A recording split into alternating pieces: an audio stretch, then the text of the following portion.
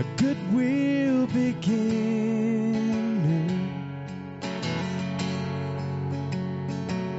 All my good works are needles in hay, and I try to do right based on my own sight,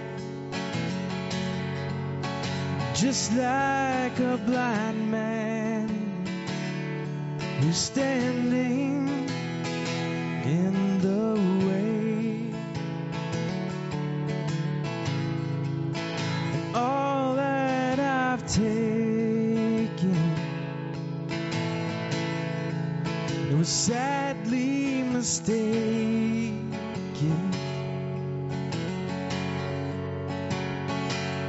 to bleed for my own, for my sake. Now everything I have was stolen or borrowed. All that I've taken is much more than I can take. I was a fool in the quickness of the sand, and I was a leper trying to save my own skin. But now I'm a man who knows where I stand on the rock of ages. That's where I stand. Lord, you bore my refuse, and you are my refuge. You gave up everything when you threw it all away.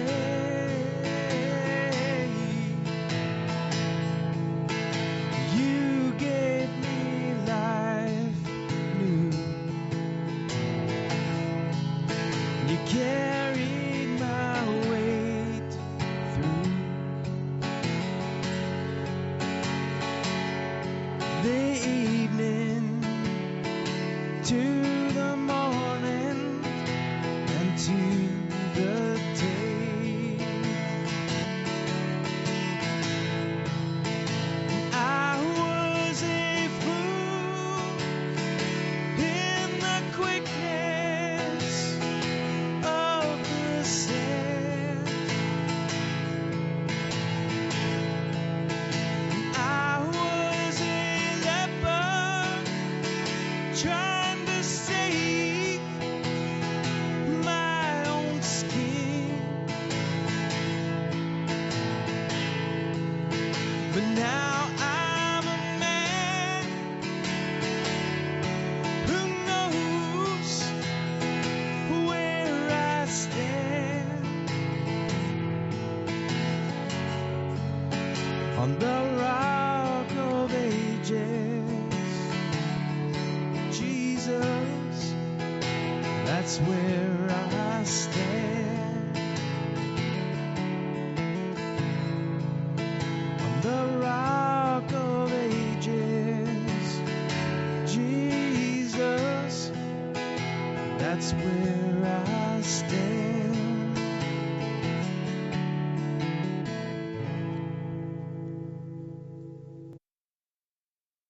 Texas, I'm very happy to those of you who could wake up and be here this morning, and because I see I saw like texts and stuff like that from people after midnight. I'm like, there's no way they're waking up.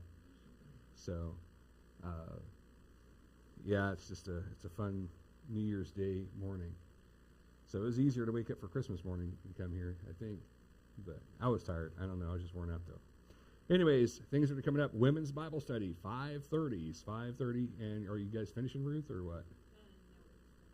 Still in Ruth? Okay, so 5:30 on Tuesdays. On Tuesday at 5:30. Everybody here? Okay, good. So, I mean, it's known, but no pressure. Men's prayer time, 6 a.m. on Fridays. Who likes getting up at 6 a.m.? Nobody. Do we have an early morning? Yeah, well, Todd's always there, though. Like, you can wheel him in a gurney, he'll be there. So, and then Jay, too. But you know what? I did notice something about Jay. He doesn't bring donut holes to men's prayer on Friday mornings at 6. You don't have to start, though. I'm not forcing you to. Men's breakfast, though, that would be I think this 28th of January coming up. And for that, I'm pretty confident he'll have some donut holes or some type of a thing like that. So, good for that. Otherwise, no fellowship meal today. You're obviously going, what? There's no fellowship meal today. It's the first Sunday of the month. I know. But we have our sabbatical month of January. We're going to do no fellowship meal today. With that said, February 5th will be the fellowship meal, and it will be Italian theme. I'm not supposed to say Italian theme anymore. Apparently that's either weird, rude, or offensive. I'm not sure. But it'll be Italian theme fellowship meal. So, do what? Italian. Oh, well. Anyways, that's more of an Alabama thing to say it that way. I don't know. Anyways, so we have that to look forward to. Is there anything else announcement-wise I'm missing? Nope. Okay. Well, then if that's the case, let's get cracked into it. Genesis chapter 49. If you're watching online, it'll say, as long as it's going to stay there, it'll say Foretelling of the Nations. And that's kind of the theme to it. Yeah, I think that's the right one for there. Foretelling of the Nations. And what we see is Jacob is about to go to be with Jesus. He's done. Now, he doesn't really know it's Jesus exactly in the context, but he's getting close to being gone, and he's going to give some what turns out to be prophetic words of wisdom to his sons. Now, you can argue that he was getting ready to just really tell them, hey, look, I want to get you guys blessed and all that, but God intervened, and that's been some people's assertion that God intervened in the blessing portion and just said, here's a prophecy or prophetic of what's going to happen. And I kind of lean to, at least he knew how to give the word. And he didn't have the word except he got it from God, which means that Jacob is serving God and serving God faithfully and closely at this point in time.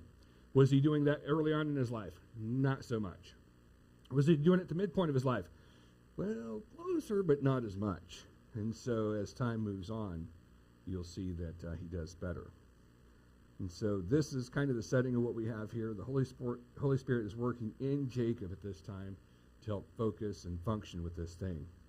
Verse number 1, it says, Then Jacob called his sons and said, Gather yourselves together, that I may tell you what shall happen to you in days to come. Assemble and listen, O sons of Jacob, listen to Israel, your father. And so just at the very onset, it's kind of setting up the setting. All the sons come here. I would imagine, like in most situations, you couldn't get all children to come together at one time. But so there was an encouragement of driving or whatever from Jacob to say, get in place. Let's all get in, sit down, gather up, and we're going to start focusing on what I've got to tell you. And then he starts with probably one of the tougher ones, and that's Reuben. Now, he's going to go through all of his sons, and he's going to address them all. And you saw in the last chapter, last time we talked about that, which was a couple of weeks ago because of Christmas. But last time we talked about it, he was just dealing specifically with Ephraim and Manasseh, so the sons of Joseph. And so that part's done, but now we're just going to see Joseph in the smaller context of what it is, but you're going to see all the people brought into play here. So moving on now to verse 3. Reuben, you are my firstborn, my might, my firstfruits of my strength, preeminent in dignity, and preeminent in power, unstable as water. You shall not have preeminence, because you went up to your father's bed, then you defiled it. He went up to my couch. And so we would say our sofa, right? That's a difference there. But so Jacob was not terribly impressed with Reuben, the firstborn. And you think, well, that's a problem. Well, it kind of is, but it was developed by Reuben himself. Inside of this, and I failed to mention this a moment ago, you're going to see the different personalities or types inside of the family. Reuben is not probably the best person to have as the oldest son, who would in theory get twice the blessing, as financially speaking, and be kind of running the show when dad's gone.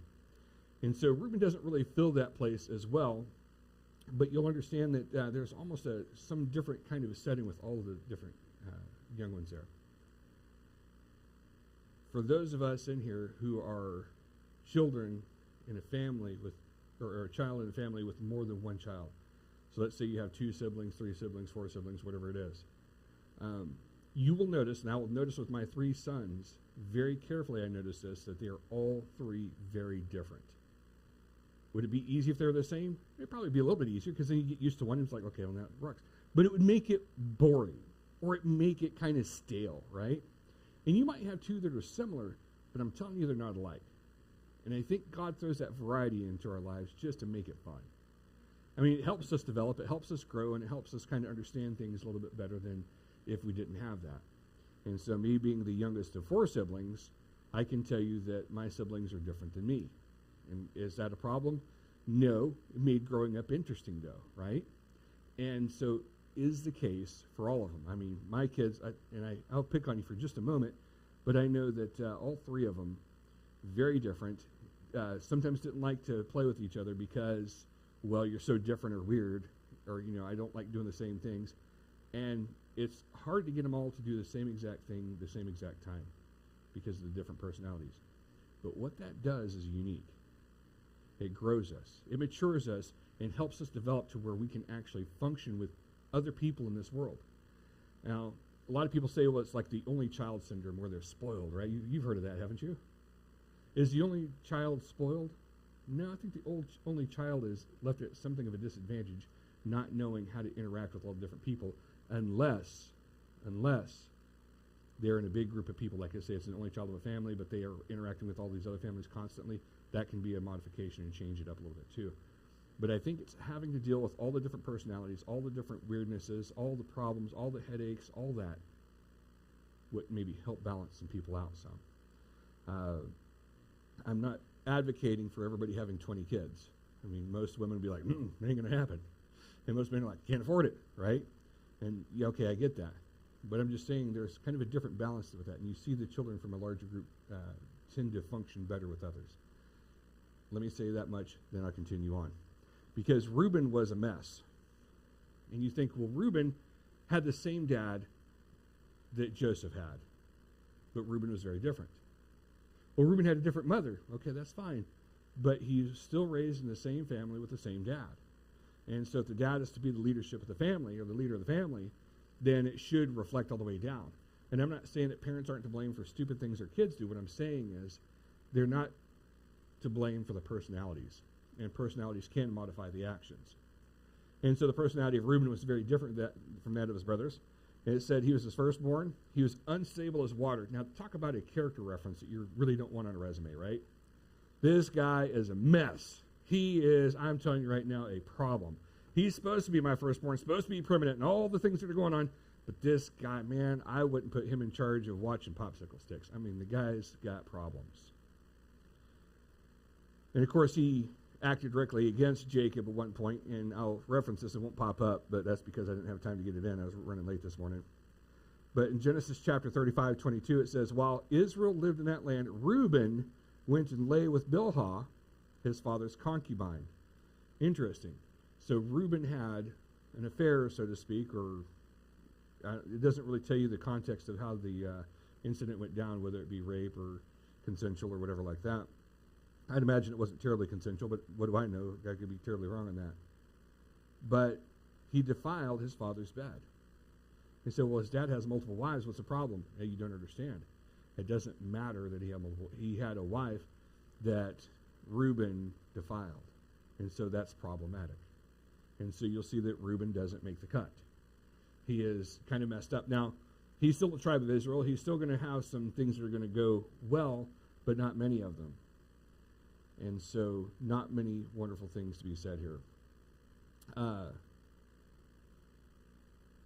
I say, even though he was the oldest, and he should have had the preeminence, he turns out to not have it based on his actions. And so you'd say, well, that means that actions have consequences, and that's true.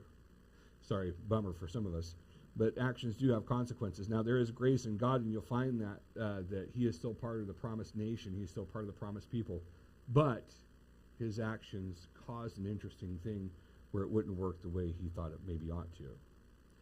But with God kind of removing that setup, moving that situation, the preeminence will actually move down a few.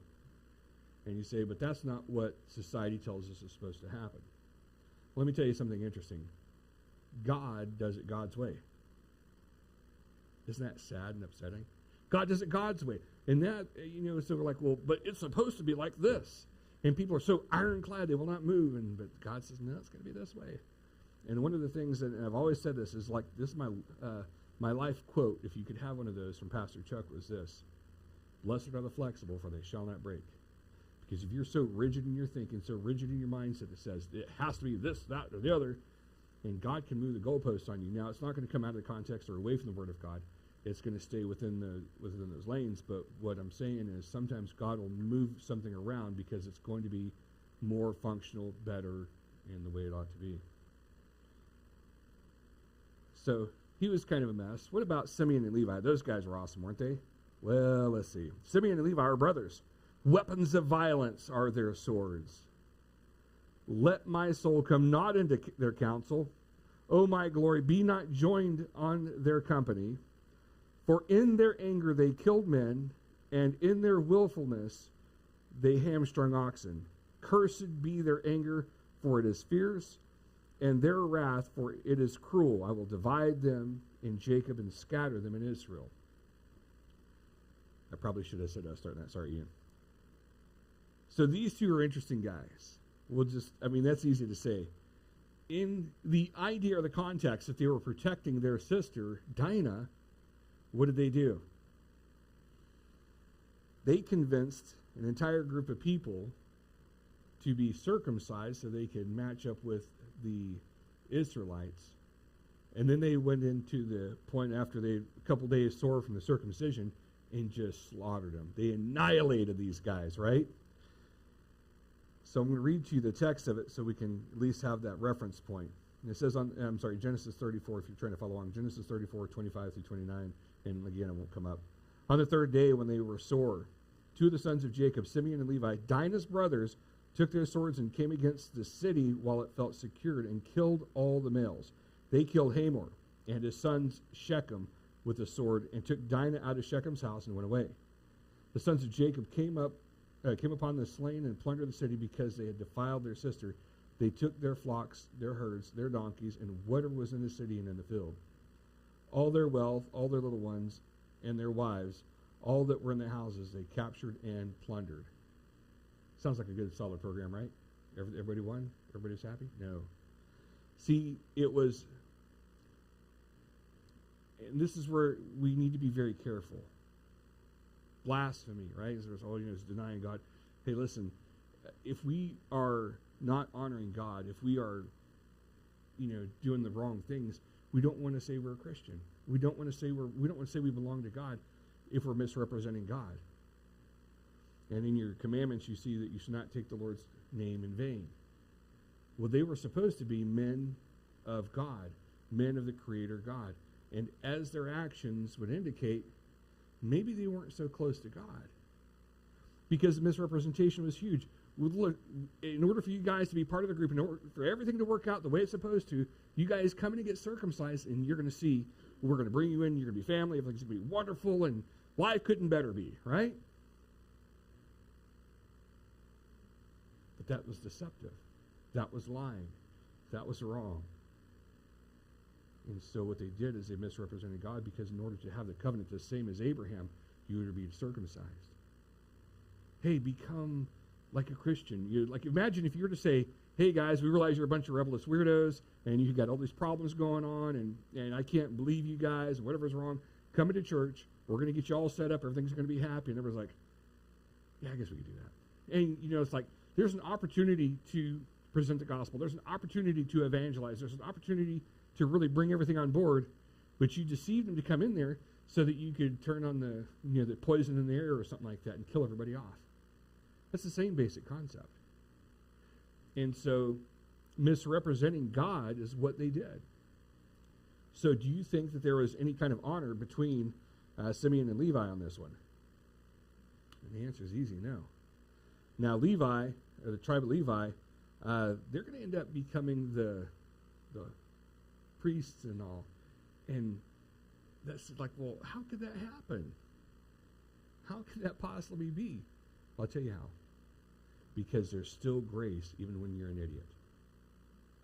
Now, if you do something really bad, really heinous, and you realize, like, wait a second, man, that was the wrong thing to do. I can't.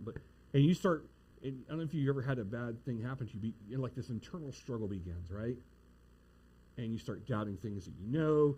You're angry at yourself, and all these emotions come flooding. You're trying to figure it out. And we're like, man, I'm too far beyond God's grace. I think Levi would tell a different story. I think if it's possible to hear it out well, we're not beyond God's grace. Sometimes we're too arrogant, too stiff-necked. I mean, that's like God's people in general, right? Too stiff-necked and say, well, you know what? There's no way God can help me. You did it to yourself, man. It's all you. It's not God. The tribe of Simeon, it's an interesting thing about them. They were cursed. Obviously, they had some problems on that. But look what happened. Their tribe became small during the wilderness wanderings. And I saw that and I thought, well, that's kind of a weird thing to talk about. But it's true. If you look in Numbers 1:23, the number was, here we go. Number on those who went into the wilderness out of the tribe of Simeon were 59,300. You would think after 40 years the number would grow, right? You just have to, exponentially, if you're having kids and so on like that. The number coming out of the wilderness was 22,200. Counting the men, but that's still a lot of reduction in population. I mean, that's well less than half. That's almost a third of what was there. So there was a problem. So, yeah, kind of a big problem, kind of a weird thing, but like I say, you have Simeon who they kind of fizzled out, so to speak. They kind of didn't go as well as they should have. And you have the tribe of Levi who would turn, and actually because of the honor, because of who they were, how they did it, they would end up excelling in the wilderness. They would end up being a blessing. And whenever the idolatry came in certain times and places, I don't have enough time to give all the references, and that's why I'm kind of doing it this way. But they became a blessing for God. Now, they didn't get any land. Their inheritance was God. But you'll see that they were still able to function quite well. So those are those. Judah. This guy's interesting. Man, Judah's a dynamic one. Judah is, we're almost there. Judah is a very dynamic person to deal with here because he was kind of a jerk to his little brother, and he started negotiating certain things about it. But then at the end, he just seemed like a wholly different person. Let's look at now chapter 49, verse 8. There you go. Judah, your brothers shall praise you. Over your hands shall be on the neck of your enemies. Your father's sons shall bow down before you. Judah is a lion's cub. From the prey, my son, you have gone up. He stooped down. He crouched as a lion, and as a lioness who dares rouse him. The scepter shall not depart from Judah, nor the ruler's staff from between his feet, until tribute comes to him. And to him shall be the obedience of the peoples, binding his foal to the vine, and his donkey's colt to the choice vine. He has washed his garments in wine, and his vesture in the blood of grapes. His eyes are darker than wine, his teeth whiter than milk. So this so far has been the largest blurb or description or whatever you want to say about it, prophetic word of any of the tribes or any of the sons. And it's Judah. Again, I think Judah to be fairly unique. He was he's done well and he's done bad. We had a whole chapter dedicated to him, if you recall recently, him and a young lady named Tamar. Now, did he act righteously in that situation? No, not so much. Because, and if y'all catch it, those of you who maybe didn't hear that part, Tamar was the bride of his son who died, and then they're to raise up a child, and so that goes to the next son or next brother to the husband, who did it completely incorrectly, tried to cause problems, tried to keep from getting her pregnant, and God killed him. And then time for the third son, and Judah's protective of his third son and says, no, I don't think we should do this. And so what happens is Tamar begins to deceive, and then she finds Judah, presents herself as a prostitute, she gets pregnant, and then he's like, where's my signet ring? Because that was a promissory that he would pay in also. And so whenever it came back, he found out that, oh yeah, you're the dad. And he said that she was more righteous. Was that a righteous move from Judah initially? No. That was a pretty messed up deal. But Judah, of course, he would hold to, and he would do the things he's supposed to do. Now you'll find it kind of the difference of it, and you'll see there's a character build, and maybe sometimes, you see somebody who's going through some really hard stuff. Maybe they're doing these things themselves and causing their own problems and being their own worst nightmare, their own worst headache. And later on, it's like, man, these people really came around. That's Judah. That's exactly how Judah is, because if you'll notice, moving up to Genesis 38, that not Genesis 38, but Genesis 44, he offered himself as a substitute for Benjamin to save Benjamin's life, to make sure that Dad would get Benjamin back. That was selfless. That was huge. And it was Christ-like. Are we tracking yet? Because Judah he's going to be the probably, let me ask this, and you guys are free to answer if you can just think of it right off the top of your head. Who is probably the most well-known person of the tribe of Judah? Jesus, thank you. The youngest one gets it. Bing, bing, bing. Sorry. So Jesus is the most prominent person from Judah. In fact, Jesus would be referred to as the Lion of the tribe of Judah. You'll find that in Revelation 5. So there's something character about Judah that's like, well, you messed up, but you got it right. You did some stupid stuff, but man, you got your act together, and it functioned, and it did what it was supposed to do. So Judah, now the prophecies and things that you see in here, of course, the lion and so on like that, but the scepter not leaving his people, basically showing that he was going to be the one who ruled and the one who led the nation Israel. It doesn't happen immediately. Now, from this point, you're going to see it's going to take about 640 years before you see King David, who is also in the line of Judah. And before that, you think about who are the more, memorable people that you've seen. And I don't know, let's think of the book of Ruth. Was there anybody in there that, come on, Boaz, thank you guys. So he was relatively, and then it goes down and you see Jesse, or Obed, Jesse, and David. And you say, well, that's pretty cool. But then there's these two young people about 2,000 years ago, Joseph and Mary, both from the line of Judah, both with a special mission given by God to raise up God. It's kind of an odd thing, but the Holy Spirit impregnates Mary. We worried about that last week, didn't we, kind of? Holy Spirit impregnates Mary, perfect, sinless, blood. This child grows up, and the two parents were from the line of Judah, fulfilling prophecy, fulfilling Scripture. So you see a kingship between King David, and then it goes all the way down until around the time of Herod. And Herod was at the time of Jesus. And so you'll see there too that it was that the line, until it be fulfilled. Let's jump past that. Okay.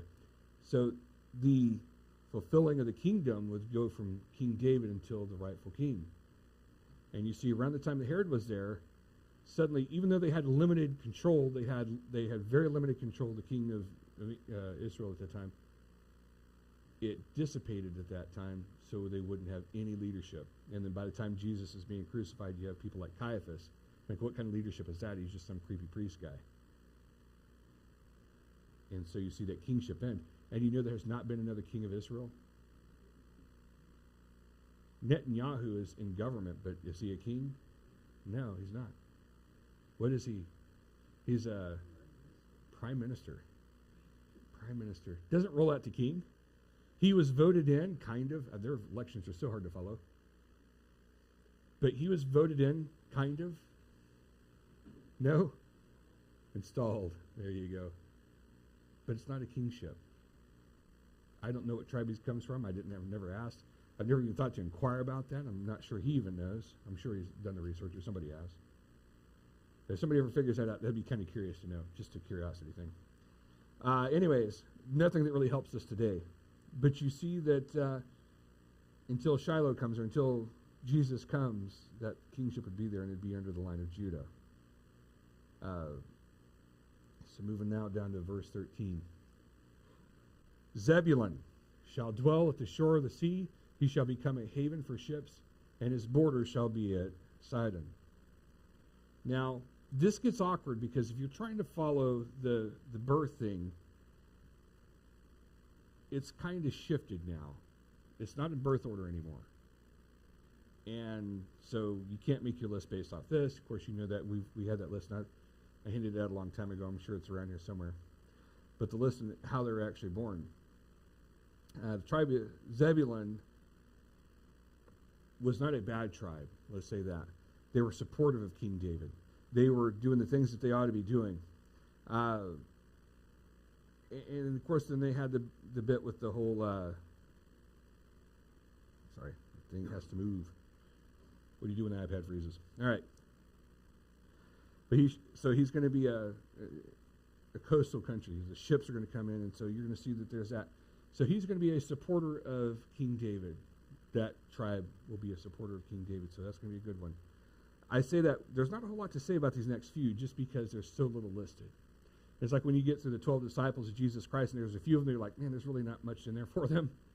And I know we did a teaching one time at one of the conferences, and it was like going through the different disciples of Christ, and the one guy had 4 of them. Like, what do you do with that? Well, their names are mentioned. God bless you. Enjoy that one. And so what a challenge that became. Verse 14, Issachar. He's a strong donkey, crouching between the sheepfolds. He saw that a resting place was good, and that the land was pleasant, so he bowed his shoulder to bear, and became a servant of forced labor. And you'll find that they were a larger group, kind of on the lazy side, and as you go through and you figure out all the details and nuances of it, larger group of lazy people, but they're docile. They're kind of the workhorses, if you will. More or less, if you would think of it as the mule of the pasture. The one you just throw the yoke on them, put them down, make them work, and they just work and they get it done. And personality-wise, there's some of us like that. And it's like, just put a load on them and just watch them go. I mean, that was kind of who I was in the Army. And then, like, just whatever we throw on you, just run with it. And well, not really run, but walk. Because at a certain level, you don't run anymore. You just hope your legs don't collapse. But then you can just go for miles upon miles upon miles upon miles upon miles. And so there are some people, and I kind of feel a closeness to Issachar at this moment. I'm just saying that. Anyways, strong donkey. But he had a good nature about him and just a functional person. Dan, whew. All right, Dan's kind of a mixed bag. Dan shall judge his people as one of the tribes of Israel. Dan shall be a serpent in the way, a viper by the path, that bites the horse's heels so that the rider falls backward. I wait for your salvation, O Lord. Now, verse 18 doesn't fit, and I'll tell you why it doesn't in a moment. We'll come back to that. But in the blurb, that's what it was. Dan had a descendant, who was Dan's most famous descendant that everybody would know? Huh? He was a judge. He had long hair and a really bad girlfriend. Samson, there you go. Hey, it's okay. That's where your strength comes from. I'm tough, dude.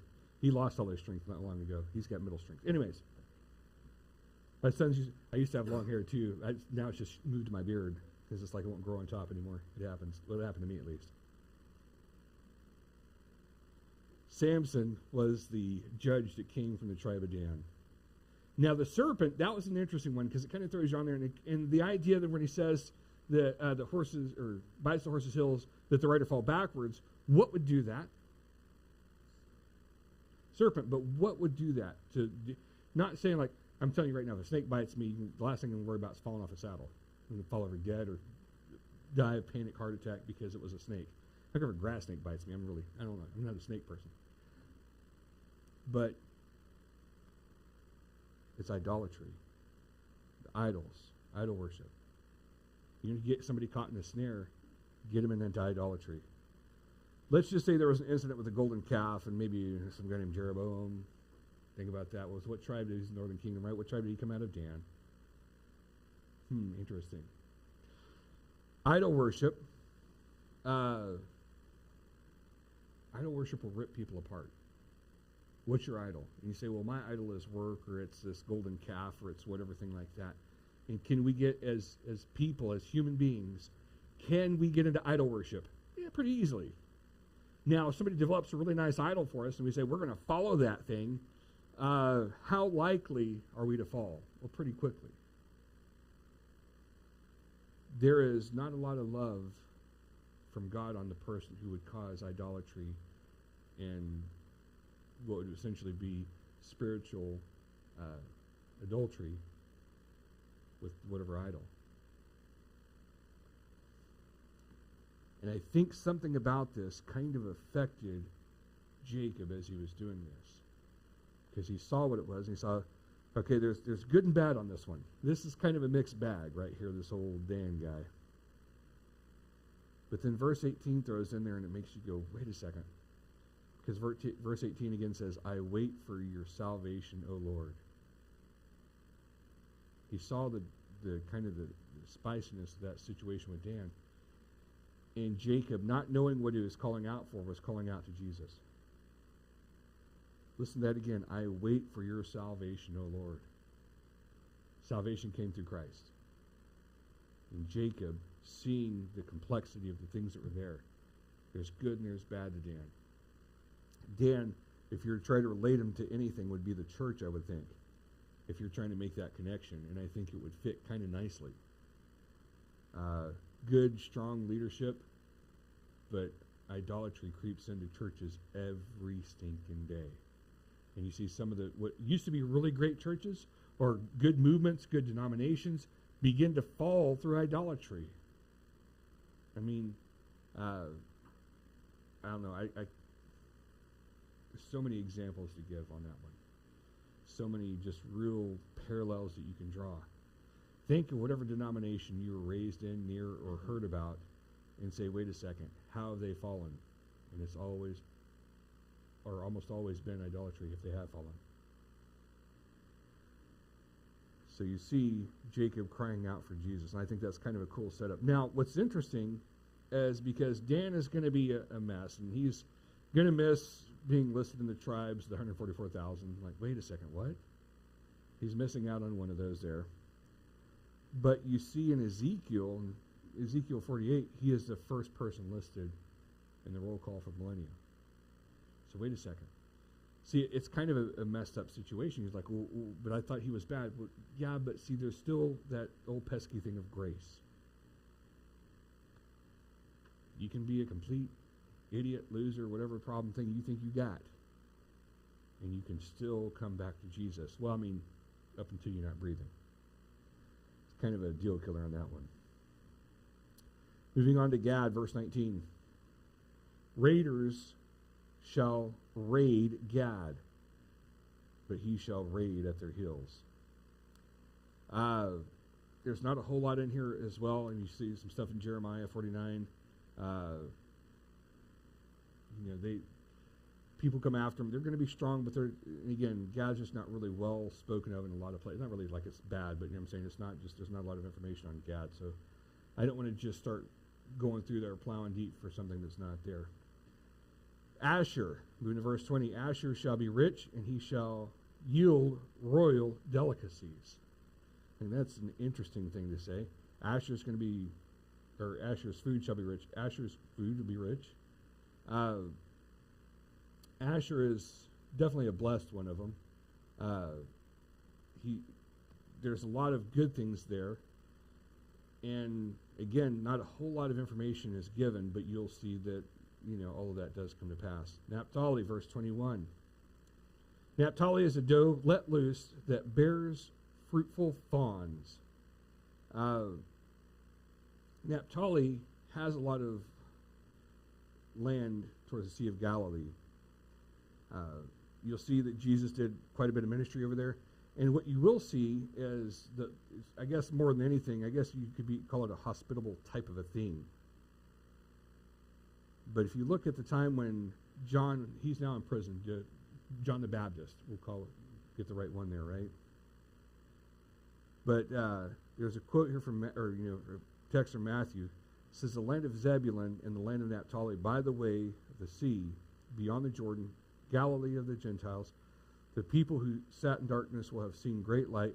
Upon those who sat in the region of shadow of the death, light has dawned. And, of course, talking about Jesus. So, pretty cool setup.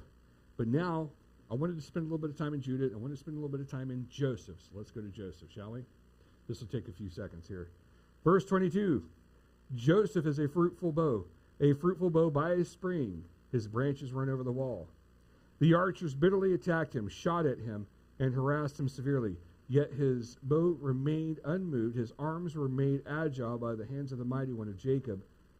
From there is the shepherd, the stone of Israel, by the God of your father who will help you, by the Almighty who will bless you with blessings of heaven above, blessings of the deep that crouches beneath, blessings of the breasts of the womb. The blessings of your father are mighty, beyond the blessings of my parents, up to the bounties of the everlasting hills. May they be on the head of Joseph and the brow of him who is set upon his brothers. Now, Joseph, he had some favor with old Jacob.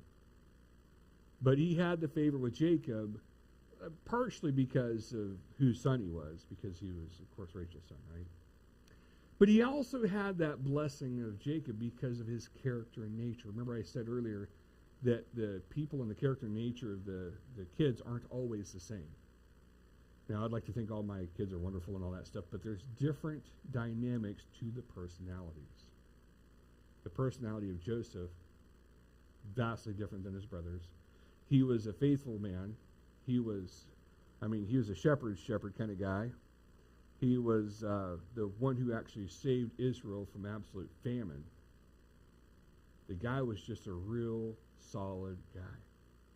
Now, in his tribe side, you will see that there is no tribe of Joseph, which will make you sad. But Joseph was so awesome. But he was so awesome, he got two tribes. And so you just have to live with that one and know that.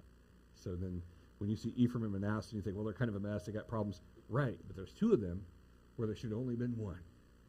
And so Joseph had done well. So to go over the life of Joseph, it'd be kind of fruitless at this point, wouldn't it? We've gone so many details of it. And we could sit here and just talk back and forth and cover all the nuance and details. He was sold into bondage by his brothers. What a nice group of guys. He gets to Potiphar's house, gets accused of trying to get with Potiphar's wife, gets sent to prison. Forget about him. You're like, yeah, who's this Joseph? Guys, I got some weird dreams. Oh, you know what? There's a guy over in prison. The guy had gone through a lot. He'd gone through so much. And when he came out, when the brothers were just freaking out, we saw that recently, where they were just like, oh, no, he's going to kill us. Because they figured out it was Joseph, and oh, now what, And he said, you guys meant it for evil, but God meant it for good. God was taking care of you guys. And to have that insight is a maturity that I don't think I will ever see. I'd like to think I would. I'd like to think I'm there today, but my wife might tell you a different story, right? But and I don't know, we're going to ask her in a minute. She's probably, no, my husband is so holy. And I think that's what she would say, as I think about it. Anyways, I would like to think that's me. I'd like to think that I'm that person. But Joseph definitely was. He was that guy. And he was, just absolutely amazing in that setup. And so, like I say, we could sit here and talk for hours about Joseph when we've already done that, so to speak. So I'll hold that to a minimum. But so far, the shining lights were Judah, were Joseph, and then there's a mixed bag with the others. But again, they're all God's people, so we don't diminish who they are, and we don't come down on them because they're still God's people. You don't, I mean, let's just say some of you in here are more like one of the other tribes. That's okay. You're still God's people, right? And that's where we have to think about that. So don't sell yourself short. Just know that you're God's people and serve God, and just forget about all the nonsense. And it's between you and Jesus. Verse 27, kind of thin, but it's there. It says, Benjamin is a ravenous wolf, in the morning devouring the prey, and at evening dividing the spoil. Didn't catch that one. So Genesis 49, verse 27 talks about Benjamin. Kind of short, kind of sweet, ravenous wolf. And you think about the tribe, and there was a certain fierceness to it. And I think about that, too, in the context of Paul.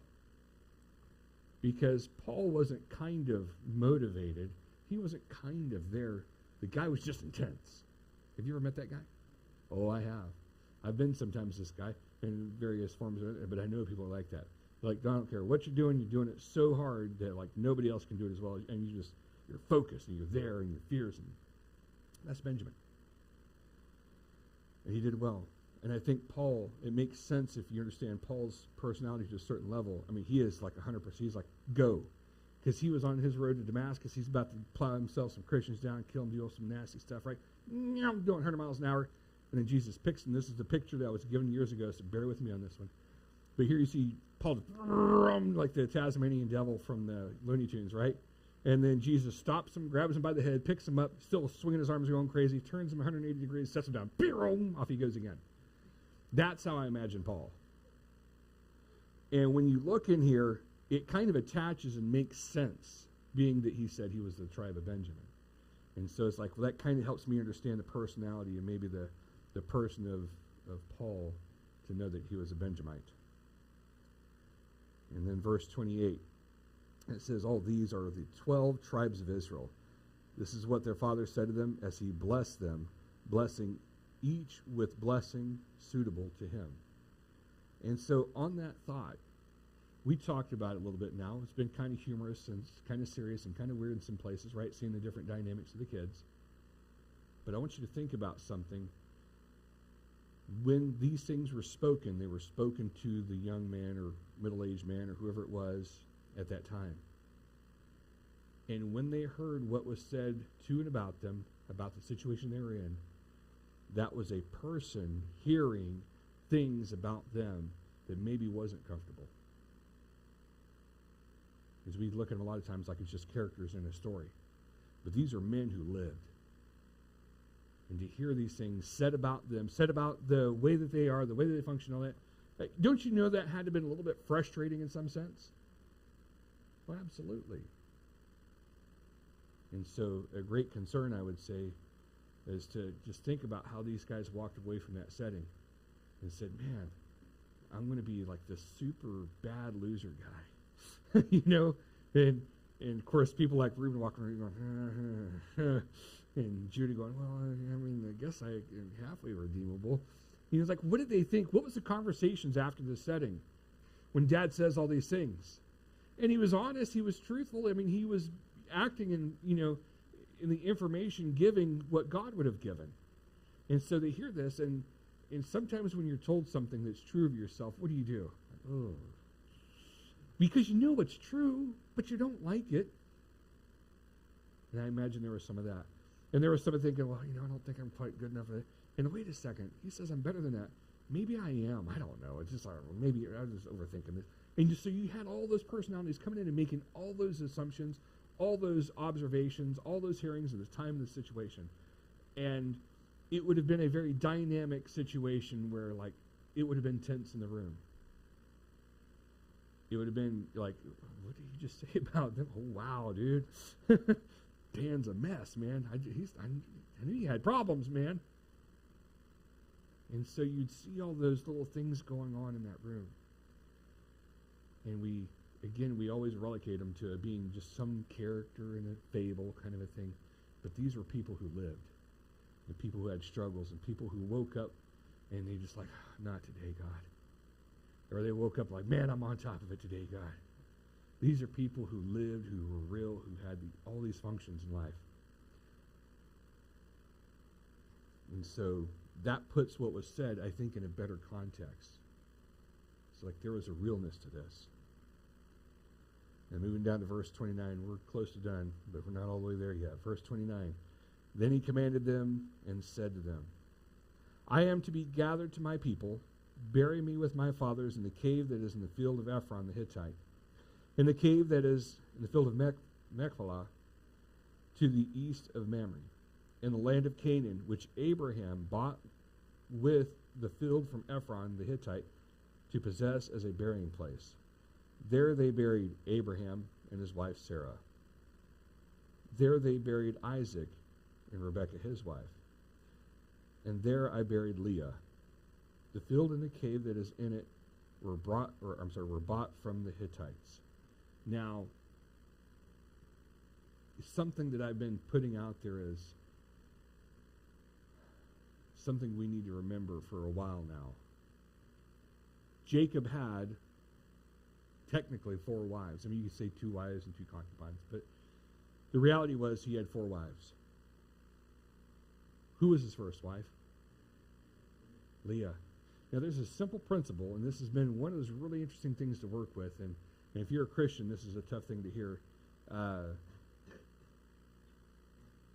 At some point, some married people will go to counseling, and they will ask, or they'll make the statement, and they'll say, I don't think I'm married to the right person. If you never heard that before, have you?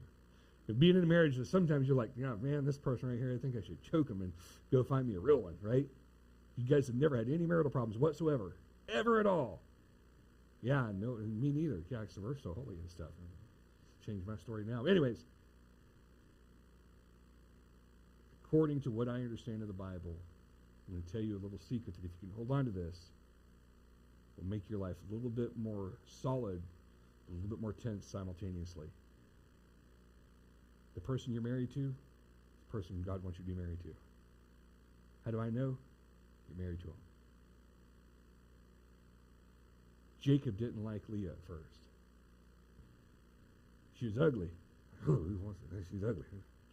But he really had an eye for Rachel, didn't he? But he married Leah. I don't think God was really that concerned about how much Jacob really thought about Leah's sister. Let's think about it in that sense. He married this young lady, Leah, who in God's eyes was his wife. And you'll notice that from where did Judah come? Interesting, huh? God set it up in a certain way.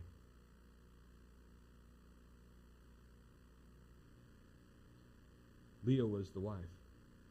Leah was the one he was supposed to be married to. Now he had a collection of wives because he saw that he collect all 4, there you go. So he had that, but the reality was he was married to the right one the first time out. And you say, well, wait a second. Does that mean that any others were lesser of wives? No, it doesn't really. But who was he married with? Leah. God recognized Leah as his wife. And of course, the others were recognized to a certain level. But you'll notice that Rachel wasn't buried there. Of course, he was a little bummed out when she died, of course, with Benjamin and all there. And that, I don't know, maybe he's like, well, I just can't wait to put her in the tomb with her. Maybe he wasn't thinking at that time. Or maybe God took that thought away from him so he wouldn't do that. But he was buried with his proper wife. Interesting stuff. Interesting weird stuff as I go through here. Now, I'll say this, as I always say this as a caveat, because I know divorce is ripped through all sorts of stuff. Those of you who have experienced divorce before, and I know it's affected some of you in here, are you married to the right person right now? Yeah. You know how I know that? Because you're married to him. This is so simple. Even I can figure it out. Is it the way God wanted it initially? No, but you know what? Live for God today, not in your past. Okay? Don't be always like, oh man, I just messed up. Because remember, you're never beyond God's grace. So now with all his sayings, and Jacob is all talked out now, it says in verse 33, when Jacob finished commanding his sons, he drew up his feet into the bed and breathed his last. and was gathered to his people. Jacob, as Paul might allude to, finished the race well. Now, he had kind of a bumpy start. He wasn't running so well at first. Did some things that would make, I don't know if this guy should be serving God. He did that kind of stuff. But by the end of it was fully, functionally serving God in a way that was honoring to God, in a way that was pleasing to God, in a way that he could walk home and say, I did it. I say that to say this. Even through the dynamics of all the different people, everybody had the option to make it. Everybody had the option to choose Jesus. Everybody, and we're talking even back to Cain and Abel, Cain had the option to choose Jesus, and he said, yeah, I don't think so, Tim. We're going to do it my way. So there was all the way through the time, all the way through history, and you and I have that same choice. We choose Jesus. I say that. Maybe you haven't chosen Jesus and you got problems. We'll deal with that later. But we need to, first and foremost, choose Jesus. Doesn't matter the personality, doesn't matter the history, doesn't matter the problems that you've gone through and the things just like, I'm so far beyond God's grace. No, you're being dumb right now. Okay, listen. We're not beyond God's grace. And we need to come to Jesus, and we need to function that way. So if you can do that, and I encourage you to, then I think we win. And you know what? I was thinking as I was getting ready for this, I was like, this is not properly, I mean, of course, like I care about holidays, but because it's not like I'm against them religiously. For those of you who don't know me that well, when I was in military police, we didn't regard days as days. They were just days. I worked on Christmas. I watched a guy, I didn't see the incident happen, but a guy hit another guy with a hammer in the head, caught a hole in his head and all that stuff. And so I spent that Christmas in a German hospital and dealing with the Polizei and all sorts of stuff. So I've kind of diminished my meaning to days, if that works out for you. You know what I'm saying? So just understand that I'm not trying to be like, oh, anti-holiday. With that said, on this holiday, the 1st of January, I think, I was at first thinking, man, this is not like a New Year's message, that everybody would wake up and go, oh, man, I'm ready to take on the new year. But as I got through studying, I'm like, this is totally the right message. Because this is totally, listen, what happened in 2022, whatever. 21, 20, 19, 18, 17. Going back, it doesn't matter. What matters is today and tomorrow. We serve Jesus today. We find ways to serve Jesus better tomorrow. And then our new year is what it's going to be. And if you want to sit there and eat yesterday's nasty old food, it's probably plagued with some kind of a mold or something. Deal with that heartache and headache in yourself, and it's your problem. But we need to be dealing with what's coming up. And any person can serve Jesus, including a weirdo like Jacob. I'm blessed by that. Let's pray. Lord, we thank you this morning. We do. We're thankful that you love us. We're thankful that you've given us the example of all these different people and all the different ways and mess-ups that they've made. We ask for strength to be more like, believe it or not, Jacob. We ask for more strength to be more like people like Judah, like Joseph. Lord, even while we may be Dan's, Naphtali's, and Asher's, Lord, help us to find the way to serve you better. We're approaching this new year. It's day 1 of 365 more wonderful days. Help us to live every day this year as though the only thing we can focus on is the fact that we're serving you. Lord, help us to be your people, to do things your way, to learn beyond ourselves. Lord, we do ask for the strength to do this. We ask for continued mercy through our bad situations. Lord, give us the focus to be who you want us to be. Help us to yield ourselves to you. Help us to become your people. And as we affect others, Lord, help them to see the light of Christ that we are hopefully reflecting well. To show them the promises of the kingdom. To show them things that are to come. Not with fear and anger and spite, but Lord, with mercy and grace and peace. That as we see the days approach, We don't think, oh no, we think, oh Lord. Our King comes in the cloud. Lord, we're looking for you and we're waiting for you. Just give us the strength to stay in the wait until we see the day come.